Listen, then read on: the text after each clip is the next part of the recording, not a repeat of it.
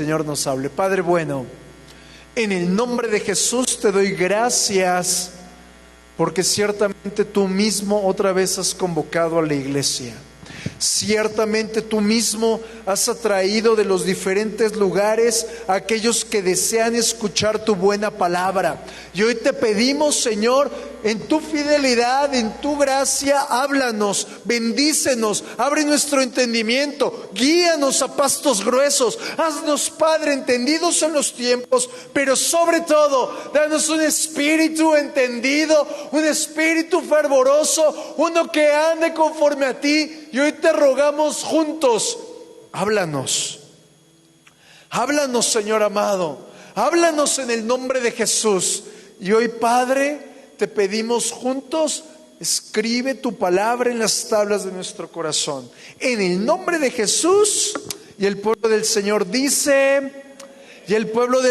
dice, aleluya, dale palmas fuertes a tu Dios. Aleluya. El día martes estuvimos platicando acerca de el estado de alarma. ¿Se acuerdan? Hoy quiero hablarte en la misma línea porque hemos declarado estado de alarma por las cosas que hay en el espíritu. Pero a lo que te quiero llevar hoy, conforme a lo que le he puesto de título, es cómo se manifiesta el Señor en el tiempo de alarma. ¿Alguien me puede decir cómo se ha manifestado Dios cuando usted está en alarma? Fiel, compasión, paz. ¿Alguien más? Amor, paciencia, consuelo. Muy bien. ¿Qué? Confianza, misericordia. Muy bien. Hoy yo quiero hablarte acerca de lo que el Señor va a hacer en medio nuestro. Diga conmigo, lo va a hacer. Pero tenemos que dar un recorrido a través de la palabra. Te voy a poner un escenario, te voy a seguir guiando en lo de las iglesias del Apocalipsis, pero por encima de todo, quiero mostrarte cómo Dios va a actuar. Y quiero traer a colación algo donde tú eres el testimonio. ¿Yo, pastor? Diga conmigo, el pastor va a hablar de mí. ¿Te gusta que hablen de ti? Uy. Cuando Dios se manifiesta, lo primero que hace es tomar a lo vil, a lo débil, a lo menospreciado, a lo menesteroso, y en eso hace una obra de arte. Ese eres tú. De lo vil y menospreciado nos sacó. ¿Alguien dice amén a eso? ¿O acaso tú eras así un querubín? ¿Un serafín? No. Éramos de lo peor. Y el Señor nos tomó de ahí, nos limpió y nos colocó delante de su obra. Y nos dijo, tú eres mi obra maestra. ¿Alguien dice amén? Pero quiero mostrarte algo para que podamos entender cómo el Señor quiere hacer su obra en medio de la iglesia. Tenemos que ver la Escritura y tenemos que observar cómo los profetas describen la obra de Dios en medio del caos. Tenemos que ver a vuelo no de pájaros, sino verlo desde arriba como a 360 grados para ver desde cada ángulo cómo Dios se manifiesta cuando alguien declaró un estado de alarma, cuando alguien declaró estamos en caos, cuando alguien declaró no puedo más. Y quiero mostrarte lo que dice el profeta Habacuc. Aunque usted no crea, hay un libro llamado Habacuc. Vamos a la Biblia, ahí abra su Biblia, todavía no lo pongas, abra su Biblia muy coquetamente. Yo le recomiendo vaya al libro de Mateo y de Mateo se va hacia atrás. No así como Condorito, no. Vaya hacia atrás en su Biblia y busque el libro del profeta Habacuc. ¿Ya llegó ahí? Un amén. Cuando lleguemos a los 4 amenes, lo leemos. Habacuc. Llegue a Habacuc, capítulo 3. 1, 2 amenes. Habacuc, capítulo 3. Llegue. Si no trae Biblia, júntese con un cristiano. Ya van 3, me falta un amén. No me saque su teléfono, no me saque su iPad, no me saque eso. Si va a tomar notas está bien, pero en su teléfono no vea su Biblia, saque su Biblia de papel. Muy bien, ya llegamos. Vamos a Habacuc, capítulo 3, mi niña, porfa. Verso 17. Y es uno de mis versos que me zarandean. Vea lo que dice la Escritura. Aunque la higuera no florezca. ¿Alguien se ha sentido como que no da fruto? Ni en las vides haya frutos. Observe el panorama de Habacuc. Aunque falte el producto del olivo, vamos a traerlo, aunque no haya unción, aunque no sienta su presencia. ¿Se está conectando? Continúa la palabra. Y los labrados no den mantenimiento, no tenga ni siquiera sustento para vida. Y las ovejas sean quitadas de la majada, y no haya vacas en los corrales. Observe, no haya ovejas en la majada, no hay pastor. No haya vacas en los corrales, hace referencia al buey. No haya un ministerio profético apostólico de maestro ni de evangelista. No haya iglesia. ¿Está conmigo? ¿Se está conectando? ¿Qué panorama tan bravo está mostrando Habacuc? Con todo, yo me alegraré en Jehová. Aleluya. Y me gozaré en el Dios de mi salvación. Jehová el Señor es mi fortaleza, el cual hace mis pies como de ciervas y en mis alturas me hace andar. Dele palmas fuertes a su Dios. Aleluya. Observa el panorama. En medio de la escasez, en medio de la calumnia, en medio de no ver cosecha, lo único que hizo fuerte al pueblo de Israel fue hacer a Dios su salvación. Fue hacer al Señor su fortaleza. Fue hacer al Señor su punto central de confianza. Y cuando comenzamos a revisar la escritura en el libro de Apocalipsis, la iglesia de Esmirna, que es la que hoy vamos a estudiar, pasa por lo mismo que el profeta Habacuc está declarando. Es decir, te voy a enseñar un paralelismo. Lo mismo que sucedió acá, sucede acá. Vamos rápido en su Biblia, Apocalipsis capítulo 2. Ese Apocalipsis es rápido. No me vaya a sorprender buscándolo en Génesis, hermano. Porque de que los hay, ya sabe usted, ¿verdad? Vamos a Apocalipsis. ¿Ya llegó?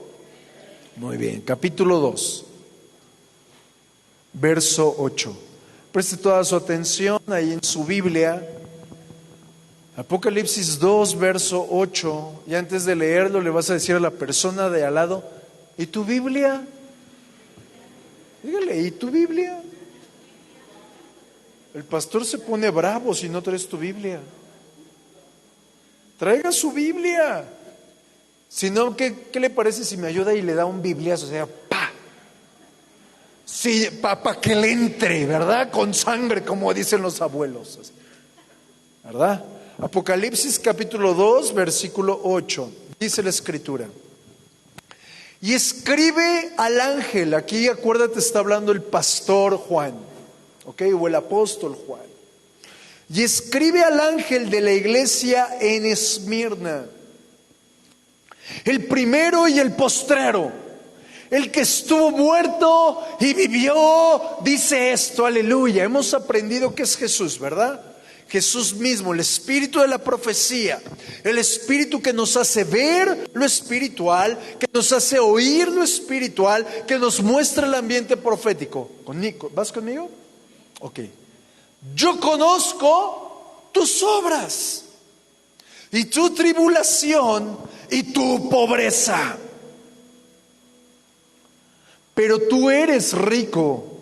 Y la blasfemia de los que se dicen ser judíos y no lo son, sino sinagoga de Satanás. No temas en nada de lo que vas a padecer. He aquí, el diablo echará a algunos de vosotros en la cárcel para que seáis probados. Y tendréis tribulación por 10 días. Sé fiel hasta la muerte, y yo te daré la corona de la vida. El que tiene oído, oiga lo que el Espíritu dice a las iglesias. El que venciere no sufrirá daño de la segunda muerte. Observemos algo. La descripción, abuelo de pájaro, de la iglesia de Esmirna nos está diciendo que es una iglesia perseguida, pobre y difamada. Pero la Escritura me muestra que en medio de ellos, a pesar de toda debilidad, en medio de ellos está Jesucristo. En medio de ellos, dice la Escritura, está el que vivió y murió y volvió a vivir. En medio de ellos está el que conoce las obras, el que conoce su pobreza, el que conoce el dolor de la iglesia, el que conoce la angustia. ¿A qué te estoy llevando? Otro paralelismo. Aquí. El Señor conoce todo lo que vive la iglesia. Todo. Nada le ha pasado por alto. Pero yo encuentro una cualidad. En Habacuc veíamos que todos se regocijaban porque el Señor era su salvación, era su fortaleza, era su redentor, etcétera. ¿Te acuerdas que lo vimos? La iglesia de Esmirna tiene un paralelismo impresionante. Porque la iglesia de Esmirna me está mostrando que es una iglesia que honra a su Dios, que es humilde ante su Dios, que es sencilla, que adora de una forma tan asombrosa que toda la carga los ha llevado a tal madurez, a tal confianza, a tal fe, porque el Señor es el centro. Y el Señor alaba. Ustedes dicen que son pobres porque no tienen dinero. Pero yo los veo tan enriquecidos que no tienen que poner su mirada en lo que tienen o no tienen. ¿Alguien conmigo? El Señor está viendo la realidad de Esmirna. Pero ahora te quiero contar qué fue lo que enriqueció a la iglesia. Porque podría preguntar, ¿alguien quiere ser rico? Y todos dirían, amén. Te voy a contar lo que enriqueció a la iglesia de Esmirna. ¿Aguantas? La iglesia de Esmirna, la riqueza de la iglesia de Esmirna fue causada por los judíos. Acuérdate, estamos hablando de una iglesia cristiana, la iglesia de Cristo que nació totalmente judía. ¿Vas conmigo? Pero lo que la hizo madurar fue el trato, la destrucción, el sufrimiento, las heridas, la hostilidad del pueblo judío. ¿Me di a entender? ¿Sí entendiste lo que dije? Es importante que vayamos paso a paso tú y yo. Y esos judíos que hirieron a la iglesia de Esmirna son tipo de falsos hermanos. Son tipo de aquellos que son cercanos y te hieren. ¿Alguien te ha herido? ¿Alguien cercano te ha herido? Ahí estamos viendo la riqueza de la iglesia de Esmirna. Pero esto que te digo se descontroló. ¿Alguien ha escuchado eso en este tiempo? Es que se descontrolaron las cosas. Se descontroló el caos en Esmirna.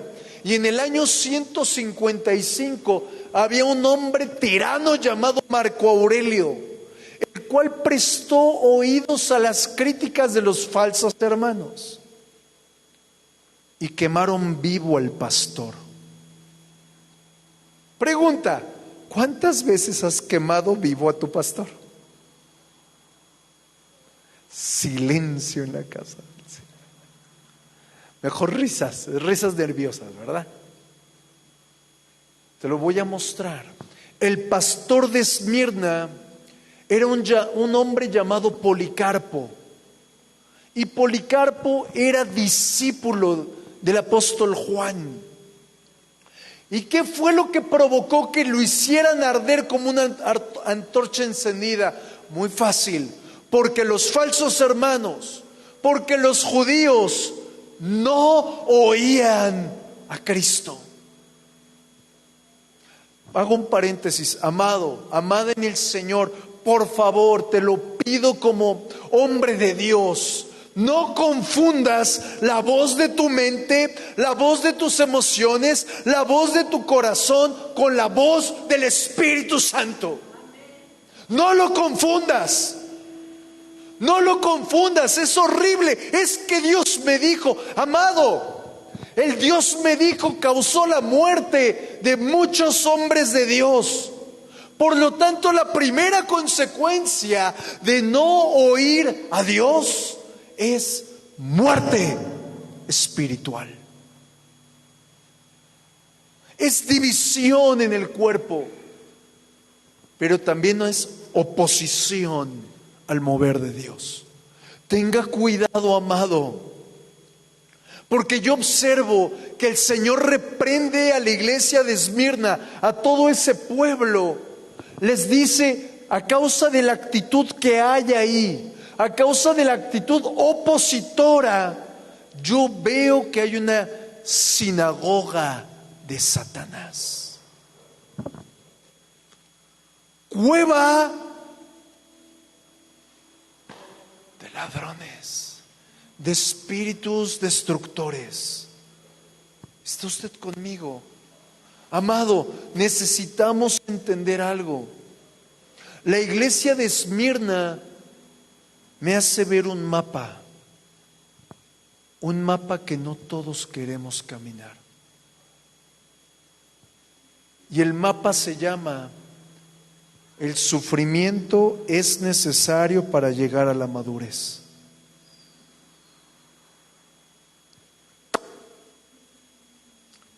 ¿Estás conmigo? El sufrimiento es necesario para llegar a madurez.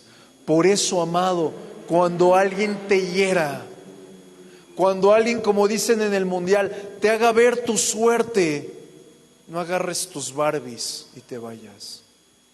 Levantas tus manos y le dices: gracias, Señor. Gracias, porque esta persona me está llevando a adorar.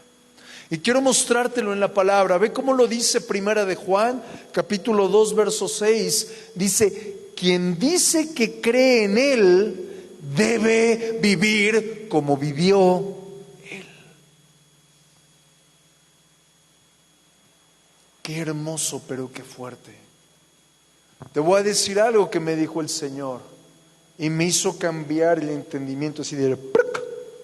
La prueba que vive la iglesia es testimonio de vida para los que están fuera de la iglesia.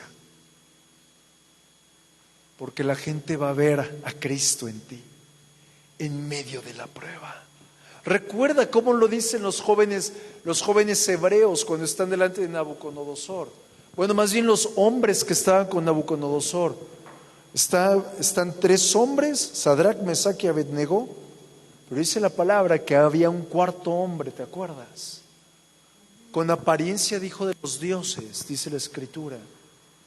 Es decir, que en medio de la prueba, Nabucodonosor y todos sus sátrapas, todos sus gobernadores vieron que en la prueba había un hombre que no conocían, que provocaba que los Sadrach, Mesach y Abednego crecían, eran fortalecidos, la destrucción no les tocaba. ¿Y qué pasó? Avivamiento. Avivamiento. La prueba de la iglesia es testimonio al mundo. ¿Alguien dice amén a eso? Pero vamos a verlo desde otro ángulo.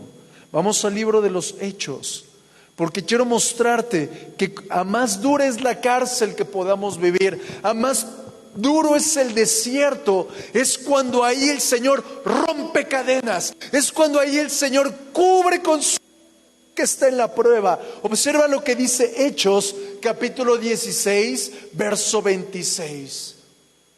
Llega ahí en tu Biblia, yo te espero unos 25 milésimas de segundo.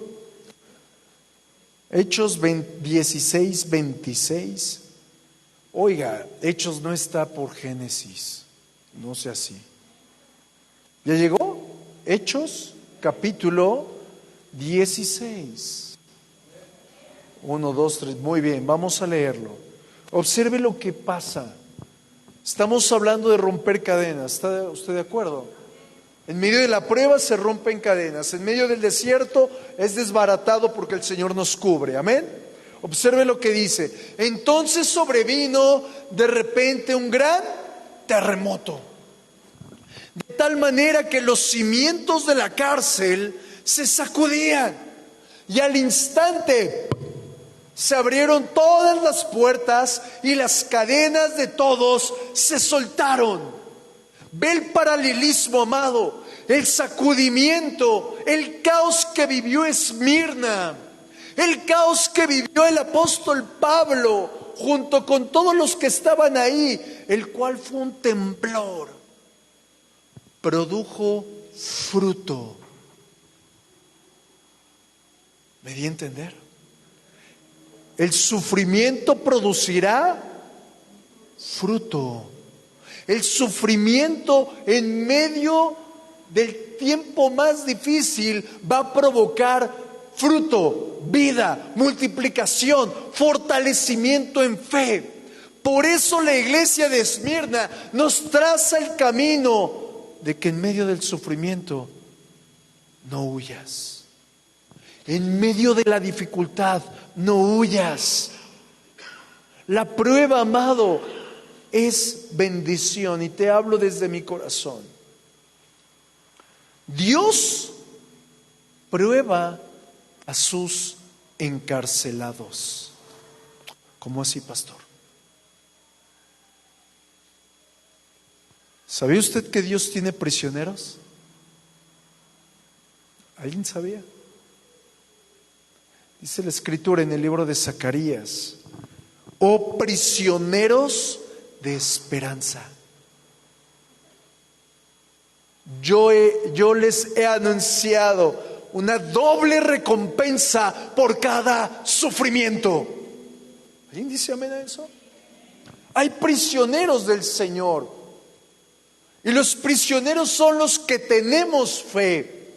¿Alguien tiene fe aquí? ¿O prefiere ser prisionero de una cárcel? Yo prefiero ser prisionero del Señor.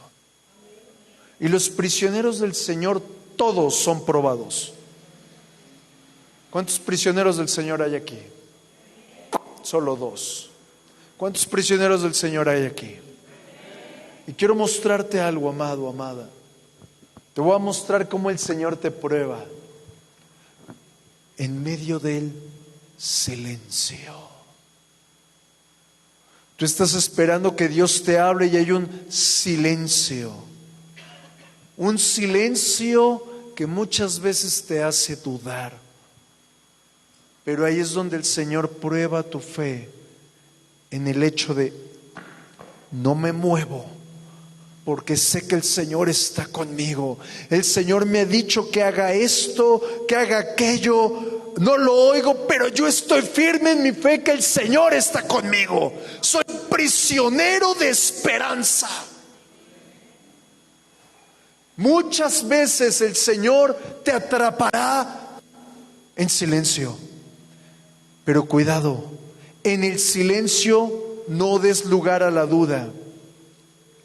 ¿Cómo de otra forma el Señor te prueba? En el desierto.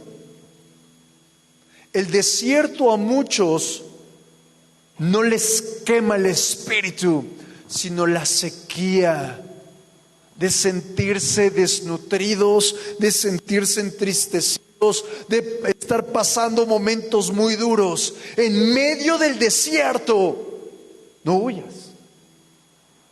En medio del desierto, en medio de la tribulación, en medio del silencio, en medio del señalamiento, úsalo para madurar.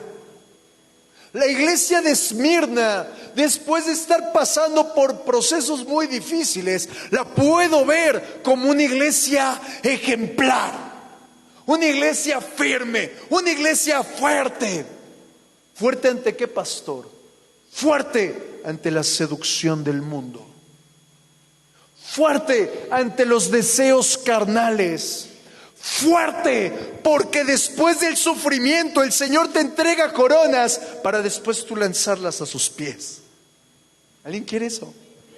Yo deseo lanzar mis coronas delante de los pies del Señor. Pero eso yo tengo que ser probado, pasar por sufrimiento y mantenerme. ¿Alguno dispuesto a estar firme aquí?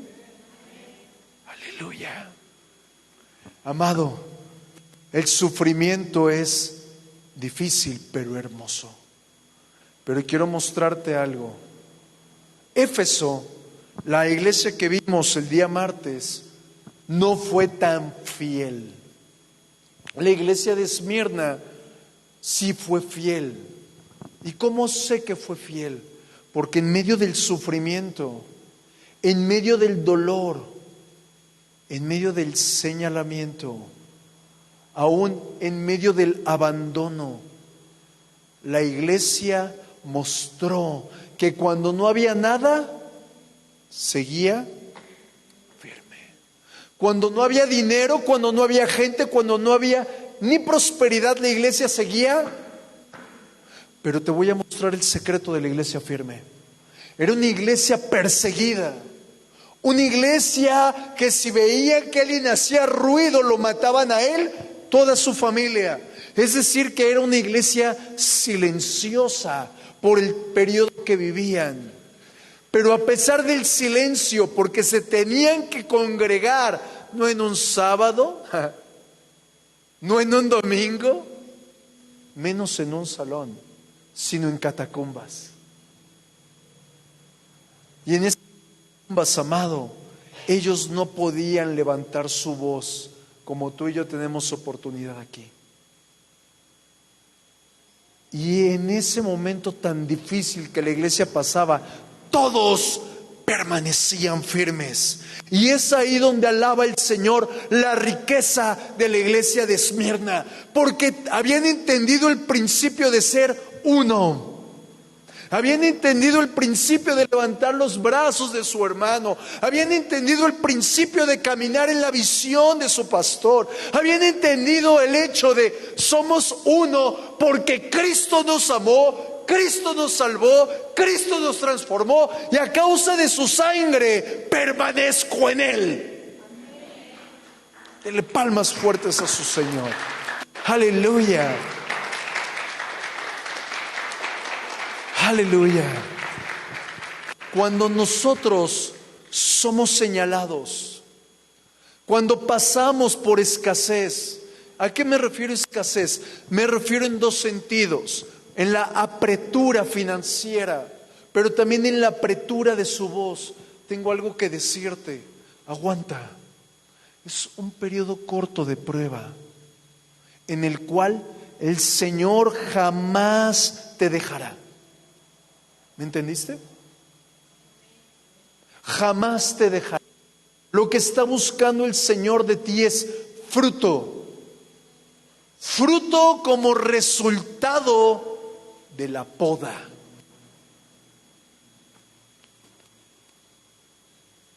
En estos días he escuchado muchas frases relacionadas a la poda. ¿Y sabe qué hago? Gracias, Señor. Porque ¿cómo vas a ver un árbol lleno de fruto si antes no es podado? ¿Cómo vas a ver hectáreas de trigo si antes la tierra no es preparada o rota? ¿Está usted conmigo? Así que quiero mostrarle la realidad de lo que son las cosas del sufrimiento. Ahora quiero mostrarle otro punto. La iglesia de Pérgamo. Quiero que demos como que un pequeño vuelo de pájaro. Cada una de las iglesias que hemos repasado tiene una alarma diferente. Éfeso, de acuerdo a lo que aprendimos el día martes, ellos dejaron su primer amor. ¿Se acuerda? A causa de su deslealtad. Esmirna, vemos que fue podada por medio de la angustia y la tribulación. ¿Estamos de acuerdo? Ahora vamos a la iglesia de Pérgamo. Esto nos va a zarandear. Dígale al que está al lado, ponte tu cinturón, porque va a haber turbulencia. Dígaselo, va a haber turbulencia. Yo me acuerdo hace muchos años, así como muchos años atrás, quizás usted no había ni nacido de nuevo. Iba en un avión y se hizo horrible. Así como que,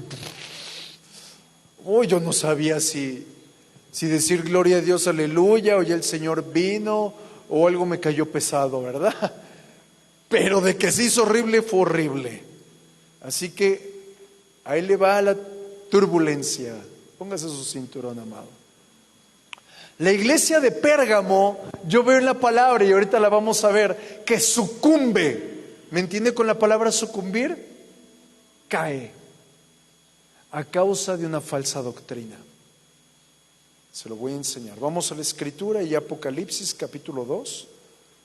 Vamos al verso 12. Del 12 al 17. ¿Ya llegó? Muy bien, vamos uno. ¿Quién más? Apocalipsis 2, 12. 2, 3. Muy bien, vamos a la palabra. ¿Me ayudas? Gracias, hija. Dice la Escritura: y escribe al ángel de la iglesia en Pérgamo, el que tiene la espada aguda de 2 filos, dice esto: yo conozco tus obras y dónde moras, donde está el trono del chanclas de Satanás, pero retienes mi nombre. Ojo, me amas, dice la Escritura en pocas palabras, y no has negado mi fe. Me estás buscando continuamente. ¿Está conectando? Ni aun en los días en que Antipas, mi testigo fiel, fue muerto entre vosotros, donde mora Satanás. Pero tengo unas pocas cosas contra ti, que tienes ahí. ¿En dónde? En la iglesia, dentro de la iglesia. Diga conmigo, dentro de la iglesia. A los que retienen la doctrina de Balaam, que enseñaba a Balac a poner tropiezo ante los hijos de Israel, a comer de las cosas sacrificadas a los ídolos y a cometer fornicación. Y también tienes a los que retienen la doctrina de los nicolaítas, la que yo aborrezco. Por tanto, arrepiéntete, pues si no, vendré a ti pronto y pelearé contra ellos con la espada de mi boca. El que tiene oído, oiga lo que el Espíritu dice a las iglesias. Al que venciere, daré a conocer. Perdón, me distraje. Daré a comer del maná escondido y le daré una piedrecita blanca y en la piedrecita escrito un nombre nuevo, el cual ninguno conoce sino aquel que lo recibe. Aleluya. Observa algo. La iglesia de Pérgamo, yo encuentro dos características hermosas. La iglesia de Pérgamo desea, anhela profundamente conocer a su Señor. Pregunta, ¿alguien aquí desea conocer a su Señor? Okay. La iglesia de Pérgamo está firme ante la adversidad del lugar donde está. ¿Está conmigo? Pero hay un conflicto. La iglesia de Pérgamo no discernía la doctrina. ¿Qué es esto? No discernía la enseñanza. Acto seguido abrazaron como Gordon Tobogán lo que les ponían delante. Y Dios los reprende. Y la reprensión está dirigida a que aquellos que les han enseñado están tropezándolos, están siendo obstáculo para su crecimiento, están desorientando la iglesia. Por lo tanto, el Señor los exhorta. ¿Vas conmigo? Estoy hablando de lo de la doctrina. Luego el Señor también exhorta acerca de: yo conozco que estás en el lugar que es trono de Satanás, donde hay una gran opresión, donde hay una gran oposición, donde hay una terrible influencia demoníaca. Y efectivamente, iglesia de Pérgamo, eso ha limitado tu avance. Pero no es porque tú te hayas atorado, sino porque alrededor, diga conmigo, alrededor, hay gente que practica un culto pagano. Hay gente que adora aquello que no es Dios. Hay gente que está adorando la naturaleza, gente que está adorando la sabiduría, gente que está adorando a los hombres, es decir, adoran cualquier cosa menos a Dios. Sin embargo, ahí les encargo, por favor, amados, los que están allá, si guardan silencio, si pueden guardar silencio, gracias. Pero el Señor celebra algo. Está celebrando la fe de la iglesia. Que a pesar del caos que hay en el lugar donde están, la iglesia está perseverando. Vuelvo a repetir. A pesar del lugar físico donde está, la iglesia está perseverando. Porque hay fidelidad al nombre del Señor. Y como hay fidelidad al nombre del Señor, hay amor y hay lealtad. Algo que no había en la primera iglesia, ¿usted se acuerda? Es decir, que nos está hablando que la iglesia de Pérgamo está en su primer amor. ¿Está conmigo? Diga conmigo, primer amor. Pero, a pesar de estar en su primer amor, la iglesia torpemente abrazó la enseñanza de los nicolaitas. Abrazó la enseñanza de Balaam. Y a causa de eso, todo cayó. Y quiero mostrarte qué es esto. No es suficiente con que de labios digamos: Señor, yo te amo, Señor, yo te temo. Porque el Señor dice en su palabra: yo conozco. El Señor discierne lo profundo de nuestro interior. Y en lo profundo de nuestro interior hay falsedad, hay pecado. En lo profundo de nuestro corazón hay la conocida conveniencia, favoritismo. ¿A poco no? Sin embargo, a pesar de eso, el Señor no solo está reprobando lo que hay en lo profundo, en pocas palabras, no nos excusemos, esa es una parte, y por otra está reclamando a causa de la falsa enseñanza de Balaam. Pongo en claro algo, la doctrina de Balaam y la doctrina de los nicolaitas es lo mismo, ¿ok? ¿Me di a entender? Lo mismo, Balaam y los nicolaitas, y te voy a explicar qué es esto. La doctrina de Balaam tiene dos fundamentos. Uno, vender nuestros dones. Por ejemplo, ay, yo sé cantar padrísimo. ¿Cuánto se va a mochar por poner por obra mi don? Yo sé predicar muy bien. Ok, antes de ir a predicar, ¿cuánto usted me va a pagar? Es decir, vender nuestros dones. Lo que usted recibe de gracia, lo da de gracia. ¿Está de acuerdo? Tenga cuidado. Y la otra es matrimonios mixtos. Esa es la otra parte de la cara. Los matrimonios mixtos los puede ver en Deuteronomio 23. Y quiero colocar algunas cosas bien fuertes. Cuando la palabra nos habla de matrimonios mixtos, nos muestra en la Escritura de que todo inicia con palabras de seducción. Palabras con una doble intención. Palabras que desvían sexualmente a la gente. Palabras que hacen que el corazón del casado, que el corazón del soltero comience a desenfocarse. Pero aún, amado, yo veo en la Escritura que en el libro de Hechos el apóstol Pablo reprende a la iglesia porque todo pecado, toda idolatría y todo problema sexual inicia cuando la gente comía, cuando comía alimento, porque después de esa alimentación, después de esas comidas, el acto seguido eran las orgías. Y la doctrina de los nicolaitas, amado, o de Balaam, nos lleva al hecho de que tomaban a la ligera la fornicación, de que tomaban a la ligera la idolatría. Y quiero traer algo a una realidad.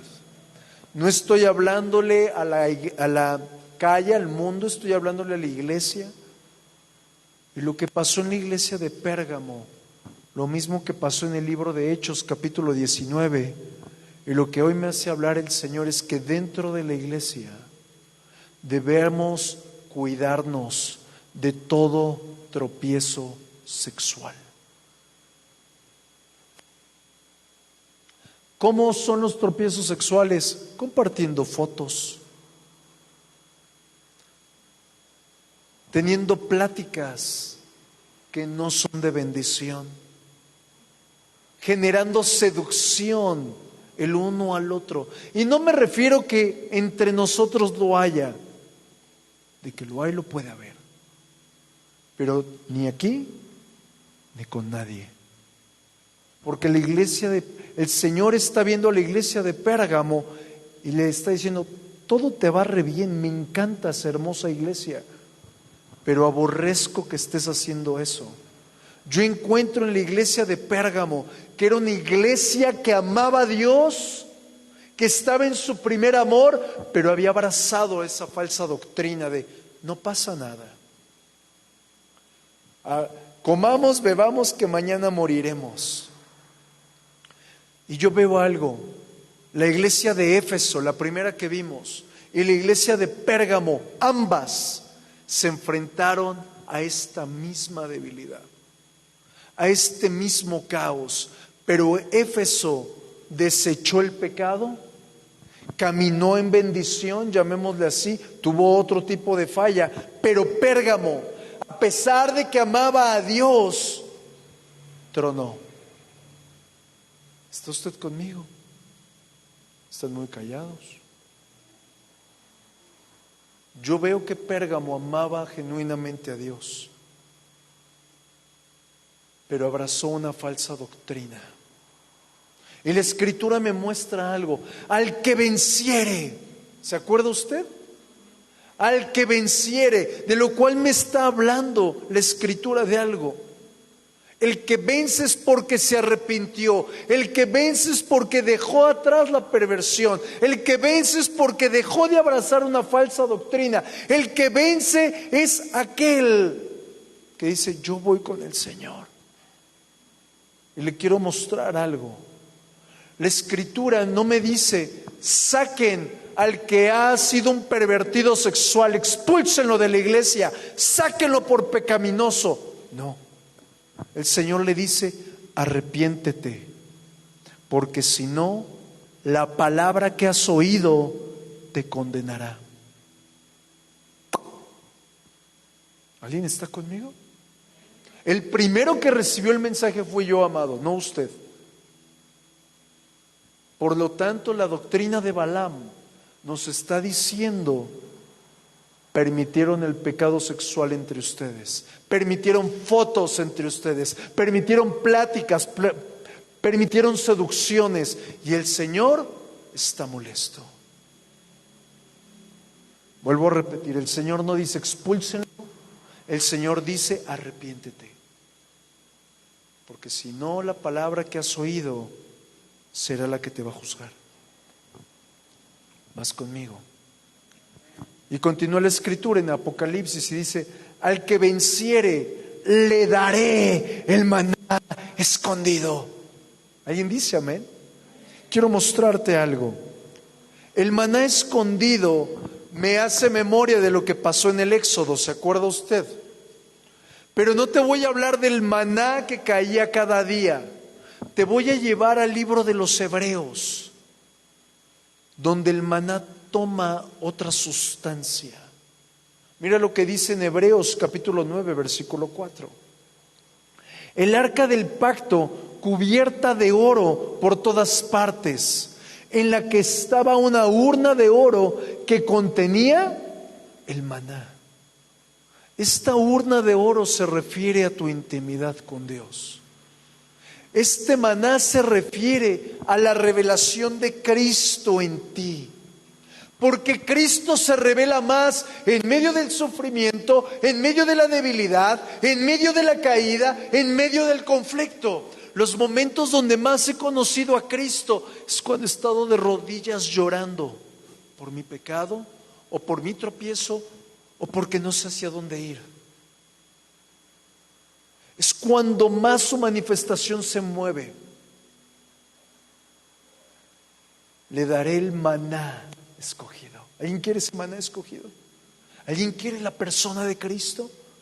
Pero continúa, nos muestra que también nos dará una piedrecita blanca. ¿Se acuerda usted?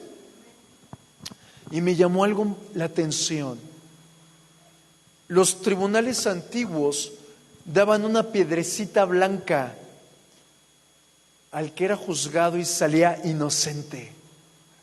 Es decir, le daban una piedrecita blanca tipo de victoria. ¿Alguien quiere esa victoria? Pero le daba una piedrecita negra al que era señalado como culpable, es decir, al que había sido enjuiciado. ¿Usted cuál quiere? ¿Victoria o juicio? Victoria. Y cuando declara la Escritura que nos dará escrito en esa piedrecita nuestro nombre, esto me bendijo mucho y quiero que te bendiga a ti. Es tipo del perdón total. Es tipo de una victoria total sobre el juicio. Wow. Esa victoria se la da el Señor al que venciere, al que está determinado a soltar su pasado, a soltar la doctrina falsa, a soltar su debilidad con el propósito de caminar y esperar su venida, esperar lo que Él tiene para nosotros, para ser uno conforme a su reflejo. El hecho de que el Señor me haya puesto declarar un tiempo de alarma significa tiempo de arrepentimiento. Tipo de alcancemos nuestra victoria.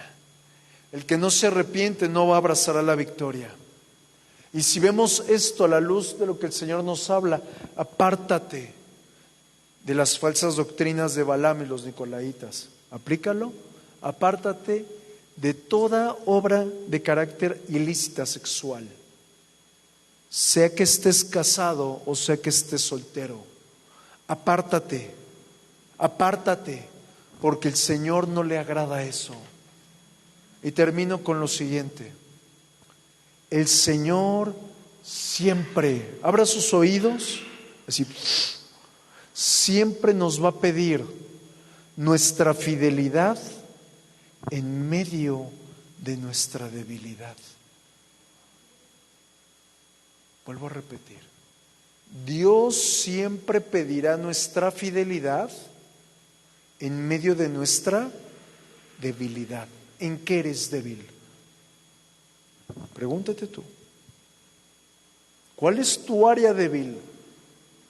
¿El carácter? ¿Las emociones? ¿Las cuestiones sexuales? Hay muchas cosas débiles. En esa debilidad el Señor te pide. Y la fidelidad, te tengo una noticia, no la vas a conseguir por ti mismo. La fidelidad la vas a conseguir por medio de tu dependencia hacia Él. Y vengo a hacer un llamado. Con esto concluyo. Tú y yo conocemos nuestras más terribles debilidades. Y el Señor nos está llamando a un arrepentimiento. No solo de tu mano, sino a causa de tu dependencia. Y si hay alguno aquí que necesite eso, me encantaría que me levantara la mano, bien alto. Porque hoy yo quiero decirte que el Señor nos está llamando a una dependencia total. Si tú levantaste la mano, ponte en pie. Y cierra tus ojos. Hoy, Padre, henos aquí, en nuestra más profunda debilidad, en este estado de alarma, en este estado de alerta, en este estado de crisis, donde hemos declarado auxilio, papá, donde hemos declarado no podemos caminar, no podemos andar, pero hoy, Señor, levantamos nuestras manos en símbolo de dependencia. Señor amado, venimos a rendirnos porque hemos pecado contra el cielo y contra ti, Rey. Nos hemos desviado sexualmente. Hemos aprobado y abrazado falsas doctrinas. Hemos hecho lo que no te gusta. Con cualquier pecado nos hemos apartado, no solo sexualmente. Pero hoy, Señor, nos volvemos a ti en total debilidad, a decirte, dependo de ti. Tal como el primer día cuando no te conocía, tal como el primer día cuando yo no sabía que tú podías transformarme. Pero hoy, al pasar los años, hoy al ver tu fidelidad inconmovible, hoy al ver tus misericordias nuevas, vengo a decirte, dependo de ti. Dependo de ti, Señor, porque ciertamente, Señor, aunque la higuera no florezca, ni en las vides haya fruto, aunque falte el producto del olivo, aunque en los labrados no haya mantenimiento, aunque las ovejas sean quitadas de la majada, aunque no haya vacas en el corral, nosotros nos alegraremos en el Dios de nuestra vida, nos gozaremos en el Dios de nuestra salvación, porque tú eres nuestra fortaleza, porque tú eres el que nos hace andar en nuestras alturas, porque tú eres todo para nosotros. Por eso hoy nos rendimos y te pedimos ayuda. Ayúdame, Señor. Ayúdame, Señor. No sé cómo lidiar con mis pecados, ni con mis actitudes, ni conmigo mismo. Hoy me rindo a ti, a fin de serte fiel en mi debilidad. Y hoy ponga su mano ahí en su corazón. Señor, hago voto contigo. Determino seguirte, amarte, adorarte. Pero te pido, ayúdame en todo lugar al que vaya. Estamos en un lugar, Señor, donde puede haber sin número de cosas ilegales e ilegítimas, pero si tú estás con nosotros, ¿quién contra nosotros? Y hoy te damos gracias, Padre bueno, y te pedimos, amado Rey, llévanos a crecer en ti, en el nombre de Jesús, Señor amado, en el nombre de Jesús, Señor. Amén, amén, amén.